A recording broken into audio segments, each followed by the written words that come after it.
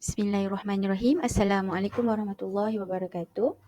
Baiklah, kumpulan kami akan membentangkan mengenai pengurusan tekanan. Ahli kumpulan kami terdiri daripada Siti Hajar Syahindah, Nurul Liana Atirah dan juga Nur Azira. Isi kandungan kami akan membentangkan mengenai pengenalan, faktor tekanan, kesan tekanan, strategi, isu-isu semasa dan juga kesimpulan. Baiklah, saya masuk kepada pengenalan. Definisi tekanan ialah keadaan emosi, pemikiran dan juga fizikal seseorang yang terganggu. Ia juga merupakan tindak balas seseorang terhadap sebarang perubahan ataupun satu tuntutan. Tekanan juga boleh dirujuk kepada situasi di mana seseorang ataupun sesuatu dipaksa untuk melakukan sesuatu yang mungkin seseorang individu itu dia nak buat ataupun dia tak nak buat. Macam itu. Atau situasi yang di mana seseorang itu dikenakan tekanan mental ataupun emosi yang besarlah, yang serius. Dalam konteks psikologi pula ataupun kehidupan seharian seseorang, mereka merasa tertekan atau terpaksa untuk bertindak ataupun berfungsi di bawah beban yang sangat-sangat tinggi. Dalam konteks fik kekeluargaan pula yang termasuk dalam hukum Islam, tekanan dapat merujuk kepada beberapa perkara yang berkaitan dengan hubungan antara suami, isteri dan juga keluarga. Di sini saya menyebutkan satu contoh tekanan dalam fik kekeluargaan, iaitu tekanan dalam isu nafkah dan pemeliharaan. Dalam isu ini, dalam hukum Islam, tekanan boleh timbul dalam pelbagai cara, iaitu tekanan untuk memberi nafkah, iaitu suamilah yang akan memberi nafkah. Suami mungkin akan menghadapi tekanan diri daripada seorang isteri atau keluarga untuk menyediakan satu nafkah yang mencukupi kepada keluarga seorang suami itu. Dalam Islam, suami ini bertanggungjawab untuk menyediakan nafkah yang mencukupi kepada isteri dan anak-anak dia. Seterusnya, tekanan untuk menerima nafkah, iaitu seorang isteri dan anak-anak. Isteri ataupun anak-anak ni mungkin merasa tertekan jika mereka tidak menerima nafkah yang mencukupi dari suami ataupun ayah mereka. Mereka juga boleh menghadapi tekanan kewangan yang besar jika nafkah tersebut dia tak mencukupi untuk memenuhi keperluan asas harian mereka. Dan yang ketiga adalah tekanan dari pihak luar. Tekanan daripada pihak luar ni daripada tekanan ahli keluarga, masyarakat ataupun institusi keagamaan yang kononnya ingin menyelesaikan isu nafkah dan pemeliharaan mengikut pandangan atau kehendak mereka sendiri. Jadi dalam situasi ini, penting untuk memastikan bahawa keputusan yang diambil mengenai nafkah ini didasarkan mengikut prinsip-prinsip keadilan, kesamarataan dan tanggungjawab yang diwajibkan oleh Islam. Penyelesaian yang terbaik harus dicari dengan mengambil kira keperluan dan kebolehan kewangan seseorang, sama ada daripada pihak suami ataupun pihak isteri, dan juga kebajikan anak-anak jika itu memerlukan. Seterusnya, kita masuk kepada kesan tekanan. Baik, kesan tekanan dia terbahagi kepada dua, iaitu tekanan dari sudut positif dan juga tekanan dari sudut yang negatif. Pertama, saya masuk kepada kesan positif. Baik, kesan positif ini, walaupun tekanan ini seringkali dilihat sebagai satu yang negatif, tetapi dalam beberapa situasi, tekanan juga boleh memberikan kesan yang positif, terutama dalam konteks pembangunan diri dan juga untuk pencapaian matlamat seseorang. Okay. Jadi berikut adalah beberapa kesan positif melalui tekanan, iaitu yang pertama adalah motivasi diri. Baik, motivasi diri ini adalah satu tekanan yang boleh menjadi pendorong yang kuat untuk mencapai matlamat atau melakukan sesuatu yang penting. Tekanan untuk berjaya atau untuk menyelesaikan tugasan dalam tempoh masa yang ditetapkan boleh meningkatkan motivasi diri seseorang untuk berusaha lebih keras. Ia juga dapat meningkatkan kecenderungan dalam bertindak kerana tekanan yang diterima dapat merangsang keinginan untuk bertindak dan mencapai matlamat itu sendiri. Ini juga dapat mendorong seseorang untuk berusaha lebih keras lagi demi mencapai kejayaan yang ingin dicapai. Seterusnya, motivasi diri ini juga dapat membangkitkan hasrat untuk berjaya. Tekanan dapat meningkatkan kesedaran mengenai keperluan untuk mencapai matlamat ataupun untuk menyelesaikan tugasan dengan cemerlang yang boleh membangkitkan hasrat berjaya dalam diri seseorang. Baik, itu adalah kesan positif yang pertama. Seterusnya, perubahan diri. Perubahan diri adalah untuk menggalakkan pembangunan diri seseorang. Hal ini kerana tekanan boleh memaksa seseorang untuk menilai diri mereka sendiri dan juga mengenal pasti bidang-bidang yang mereka perlu berubah untuk meningkatkan prestasi diri mereka dalam menghadapi tekanan tersebut. Kemudian, perubahan diri juga boleh mendorong seseorang dalam pengembangan keterampilan diri seseorang itu. Untuk mengatasi tekanan ini, seseorang itu mungkin perlu mengembangkan keterampilan baru atau meningkatkan kemahiran yang sedia ada yang pada hakikatnya dapat membawa kepada pertumbuhan dan pembangunan diri individu tersebut. Seterusnya, kesan yang ketiga adalah meningkatkan usaha. Peningkatan usaha adalah bagi menggalakkan menggalakkan seseorang untuk bekerja keras. Ini kerana tekanan itu dapat merangsang usaha yang lebih besar dalam mencapai matlamat atau menyelesaikan tugasan. Seseorang itu mungkin akan merasa terdorong untuk bekerja lebih keras demi mengatasi tekanan yang dihadapi. Selain daripada itu, peningkatan usaha ini juga dapat mengukuhkan ketekunan seseorang dalam menghadapi tekanan. Seseorang juga dapat mengukuhkan ketekunan mereka dalam mengejar satu matlamat atau menangani cabaran mereka sehingga mereka berjaya meningkatkan kejayaan mereka sendiri. Seterusnya, yang keempat adalah bersikap optimis. Bersikap optimis ini adalah untuk mengubah perspektif negatif terhadap diri seseorang. Tekanan dapat juga membantu seseorang untuk melihat situasi dengan cara yang lebih positif. Mereka juga mungkin akan belajar untuk melihat cabaran sebagai peluang untuk pertumbuhan dan pembelajaran, dan ini juga boleh meningkatkan sikap optimis mereka. Seterusnya, bersikap optimis ini juga dapat menguatkan daya tahan mental. Dengan memelihara sikap optimis, seseorang dapat meningkatkan daya tahan mental mereka terhadap tekanan yang datang serta membolehkan mereka untuk menghadapinya dengan lebih berkesan. Dan yang kelima adalah persaingan yang sihat. Persaingan sihat ini adalah untuk mendorong peningkatan prestasi seseorang. Dalam persekitaran persaingan sihat, tekanan dari rakan-rakan atau pesaing boleh merangsang seseorang untuk meningkatkan prestasi diri mereka dan mencapai tahap prestasi yang lebih tinggi. Seterusnya, persaingan yang sihat juga dapat menggalakkan pertumbuhan dan inovasi dalam diri seseorang. Mereka juga mungkin merasa terdorong untuk mencari cara-cara yang baru untuk tingkatkan diri mereka dan capai keunggulan dalam bidang masing-masing.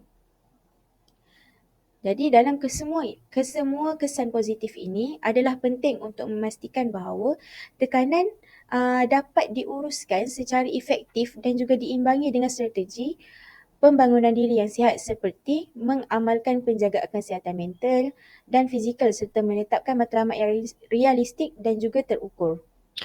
Baiklah, seterusnya kita pergi kepada kesan tekanan dari sudut negatif. Yang pertama, apabila tekanan ini tidak diuruskan dengan baik, ia boleh memberikan kesan yang negatif yang besar kepada emosi dan juga keadaan mental seseorang. Berikut adalah kesan negatif terhadap diri seseorang, iaitu yang pertama, gelisah. Keadaan mental yang tidak stabil. Gelisah ini adalah keadaan mental yang tidak stabil, iaitu tekanan yang terlalu tinggi boleh menyebabkan seseorang menjadi gelisah dan bimbang secara berterusan.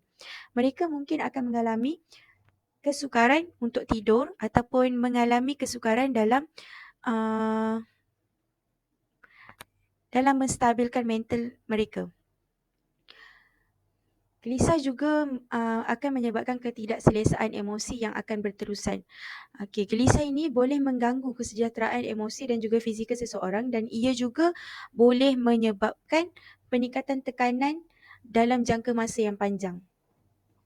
Seterusnya, rasa bersalah. Rasa bersalah ini adalah mengalami tekanan yang sangat berterusan. Apabila seseorang ini dia merasakan tertekan, mereka mungkin mula mengalami rasa bersalah kerana tidak dapat memenuhi jangkaan mereka sendiri ataupun orang lain. Ini juga boleh membawa kepada perasaan yang tidak selesa dan tekanan yang lebih tinggi. Dari sudut rasa bersalah juga dapat meningkatkan risiko dalam gangguan emosi. Bila mereka berasa bersalah, yang berterusan boleh meningkatkan risiko gangguan emosi seperti kemurungan ataupun kecemasan kerana mereka mungkin merasa tidak berdaya ataupun tidak mampu untuk menguruskan tekanan yang mereka alami. Seterusnya, dari sudut sensitif ini dapat meningkatkan reaksi emosional yang tidak terkawal. Tekanan yang berterusan boleh juga membuat seseorang menjadi lebih sensitif terhadap teguran atau kritikan dan ini juga boleh menyebabkan reaksi emosional yang tidak terkawal. Dan sensitif ini juga dapat meningkatkan kemarahan atau kebencian. Kerana sensitiviti yang tinggi boleh menyebabkan seseorang menjadi mudah terpengaruh oleh emosi negatif seperti kemarahan ataupun kebencian yang boleh merosakkan hubungan dengan orang lain. Seterusnya, yang keempat, prestasi menurun.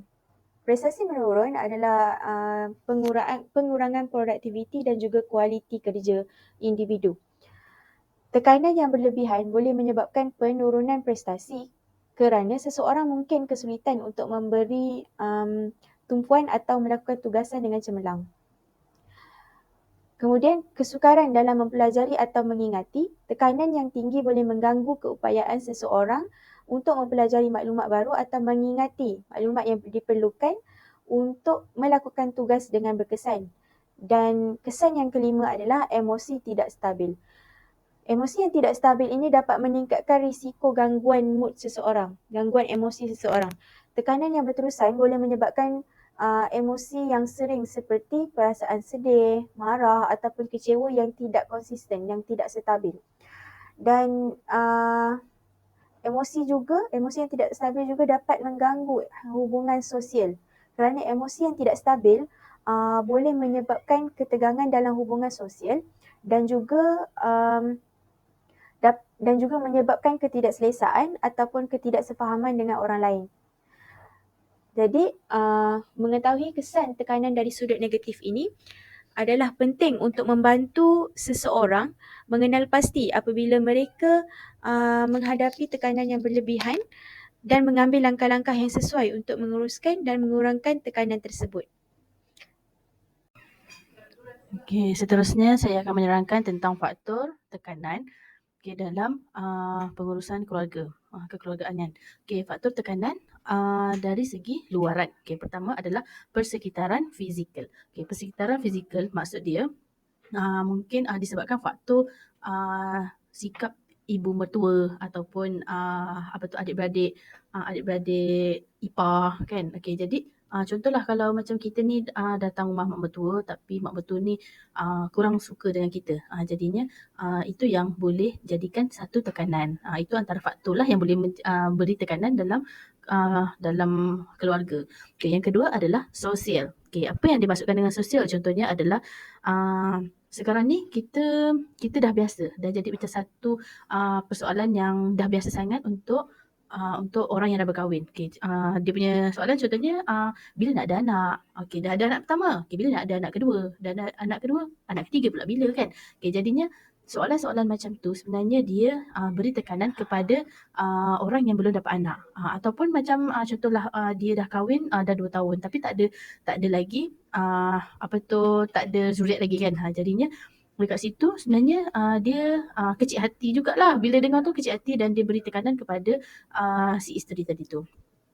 Yang ketiga adalah peristiwa luar jangkaan. Peristiwa luar jangkaan sebenarnya banyak.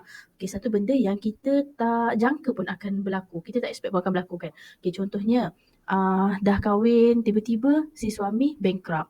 Dia ataupun suami tu accident. Bila accident dia contohlah dia lumpuh kan. Jadi dekat situ sebenarnya dalam masa yang sama dia beri tekanan kepada si isteri sebabnya isteri nanti yang kena jaga, isteri yang kena kerja, dalam kerja dia kena jaga suami ataupun bila suami bankrupt dekat situ ada masalah kewangan pula. Jadi dekat situ itu antaralah tekanan yang boleh terjadi. Okey, yang keempat adalah kerjaya. Okey, kerjaya ni contohnya masa musim COVID-19 itu kan, pandemik hari tu, jadinya semua orang tak dibenarkan keluar daripada rumah. Jadinya ada beberapa ada yang boleh bekerja kat rumah, boleh lah. Tapi ada kerja, contoh kerja macam kerja kilang ataupun kerja yang memang tak boleh buat daripada rumah, jadinya ada company yang memang berhentikan pekerja. Jadi dekat situ kesian untuk pekerja yang dah diberhentikan.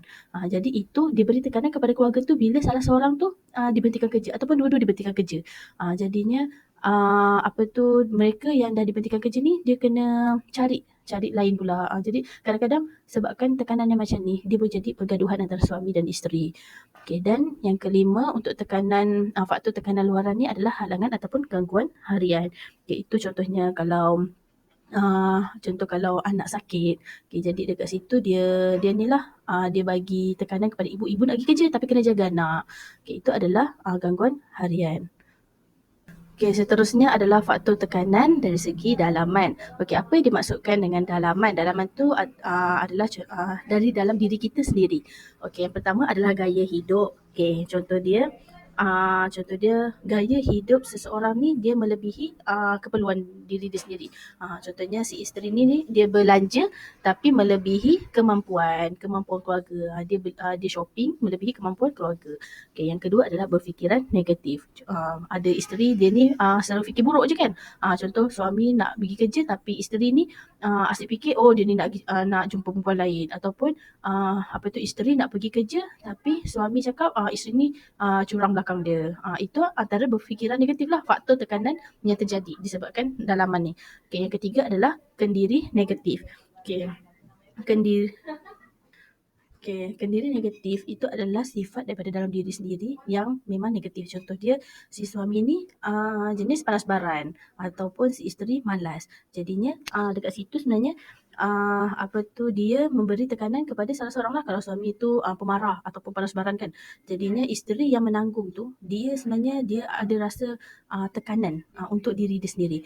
Contoh kalau si isteri pula pemalas, jadinya suami balik kerja tak siap baju tak sidai, tak masak. Jadinya sebenarnya itu beri tekanan kepada si suami. Dan yang keempat adalah jenis personality. Contohnya si isteri tu introvert, tak nak bercampur dengan orang. Jadinya bila balik kampung suami, dia duduk dalam bilik je. Ataupun suami jenis extrovert, dia terlalu banyak cakap sampai kan orang tak selesa. Jadinya bila macam tu isteri pun dia akan rasa satu beban ataupun tekanan untuk diri dia, sebabnya dia rasa macam adik-beradik dia tak selesa. Tapi macam mana nak cakap dengan suami? Itu antara faktor tekanan dari segi luaran dan juga dalaman. Seterusnya adalah cara kita menguruskan tekanan. Macam mana kita nak uruskan tekanan yang terjadi pada diri kita sendiri. Sama ada dari segi suami ataupun isteri. Pertama adalah amalkan cara hidup yang sihat. Bila amalkan cara hidup yang sihat, contohnya kalau biasanya tidur lambat ataupun gaya hidup belanja yang melebihi. Jadinya cara kita nak uruskan dengan kita listkan dulu apa yang kita boleh beli, apa yang kita tak boleh beli, ataupun kita buat rutin harian yang sihat. Itu yang pertama. Yang kedua adalah rancang kerja. Rancang kerja supaya kita ni, kita yang buat kerja ni tak tergopoh-gapah. Bila tergopoh-gapah ataupun kita lalai ke, kita tak ada list. Pukul 2 nak buat apa, pukul 3 nak buat apa, pukul 4 nak buat apa kan. Jadinya bila tak ada susunan kerja yang macam tu, bila terlambat, itu yang boleh jadikan kita tertekan lah. Sebabnya kita ada banyak kerja lagi tapi terlambat. Itu rancang kerja. Yang ketiga adalah amalan kerohanian. Dalam kita melebihkan dunia, kita pun kena lebihkan akhirat. Amalan kerohanian yang boleh kita buat bersama pasangan kita, contoh dia pergi solat tarawih sama-sama, solat berjemaah, puasa sama-sama, ataupun kita pergi luangkan waktu sama-sama kan. Jadinya dekat situ walaupun luangkan waktu, tapi itu sebenarnya muhasabah untuk diri kita sendiri. Maksudnya kalau isteri ada buat salah, suami tegur. Suami ada buat salah, isteri tegur. Dan sama-sama muhasabah. Lepas tu buatlah solat berjemaah sama-sama kan. Jadi dekat situ sebenarnya dia mengeratkan hubungan antara suami dan isteri. Itu kalau dah macam tu, maksudnya kita tak adalah tertekan dengan sikap suami. Contoh macam suami tak nak solat sama-sama, isteri je kena solat dulu, ataupun bila suami ajak puasa, isteri tak nak puasa. Jadi tak nak macam tu. Bila kita buat amalan kerohanian ni sama-sama, jadinya itu dia bagi impak yang baik pada sama-sama. Okey, dan yang keempat adalah berkongsi dengan orang yang memahami. Sekiranya seseorang tu dia ada masalah yang boleh bagi efek pada diri kita ni, maksudnya jadinya kita ni nak uruskan dia tu supaya kita ni tak depress ke ataupun kita ni tekanan jiwa ke kan. Jadinya kita ni berkongsi dengan orang yang boleh faham. Tapi tak bolehlah contoh kalau macam ibu suami kita cerita dekat orang. Tak boleh. Tapi sepatutnya kita ni kita kena berjumpa dengan orang yang sebenarnya tak kenal pun situasi kita, family kita siapa kan, supaya tak ada judge, sama-sama judge kan. Contohnya kita boleh berjumpa dengan pakar kaunseling. Jadi bila kita cerita, dia tak kenal, jadi dia boleh rasional kat situ. Berbanding kalau kita cerita dekat adik-beradik kita, nanti adik-beradik kita beranggapan yang buruk pula dengan suami kita. Dia macam tu. Okay. Yang terakhir adalah amalan komunikasi berkesan. Contohnya macam pillow talk ke, kita cerita apa yang kita nak, apa yang kita tak suka, supaya sama-sama mendapat hak masing-masing. Okey, itu antara cara menguruskan tekanan. Tapi walaupun macam tu banyak je lagi yang boleh kita buat, tapi ini adalah 5 ni adalah antara cara menguruskan tekanan. Seterusnya saya serahkan pada sahabat saya. Okey, saya akan meneruskan dengan membincangkan isu-isu semasa. Okey, isu yang pertama adalah tentang bunuh isteri, anak gara-gara tekanan hidup. Okey, isu yang kita akan bincangkan pertama adalah tentang dalam konteks mengurus tekanan adalah tentang seorang suami yang telah membunuh isteri dan anaknya kerana tekanan hidup. Okay, kisah ini berlaku di Johor Bahru yang mana pada tahun 2022 yang mana si suami yang sedang mengalami tekanan hidup telah membunuh isteri dan anaknya yang masih bayi. Okay, masih bayi tahu. Okay, so dikatakan adalah punca kepada terjadinya pembunuhan itu adalah kerana tekanan hidup yang dialami oleh si suami lah. Okay, jadi sebagai manusia kita tidak boleh menghukum ataupun judge ujian yang dialami oleh si suami. Sebab apa? Sebab setiap rezeki yang kita peroleh itu adalah terkandung di ujian. Sama juga dengan rezeki berkahwin. Dalam rezeki perkahwinan itu adanya ujian yang tersendiri. Okey. Jadi apa yang boleh dilakukan oleh kita sebagai masyarakat adalah ambil iktibarlah kepada perkara yang terjadi. Kita sebagai masyarakat, kita kena ambil iktibar tentang apa yang telah terjadi ke atas keluarga tersebut lah. Kita sebagai masyarakat kena pandang kepada situasi tersebut dan muhasabah diri. Kita perlu lihat apa yang perlu diperbaiki dalam institusi keluarga kita. Janganlah kita menilai, orang tu tak boleh uruskan tekanan, janganlah sampai bunuh si suami, janganlah sampai bunuh ahli keluarga. Okay? Membunuh itu adalah satu kesalahan, tapi kita menghukum mereka juga adalah sebagai satu kesalahan lah. Jadi daripada kita menghukum mereka, lebih baik kita muhasabah diri kita sendiri tentang amanah-amanah kita pada ahli keluarga, sama ada kita dah laksanakan ataupun dah lunaskan amanah kita ataupun belum. Mungkin dalam kalangan ahli keluarga kita juga ada yang mengalami tekanan tanpa kita sedarilah. Jadinya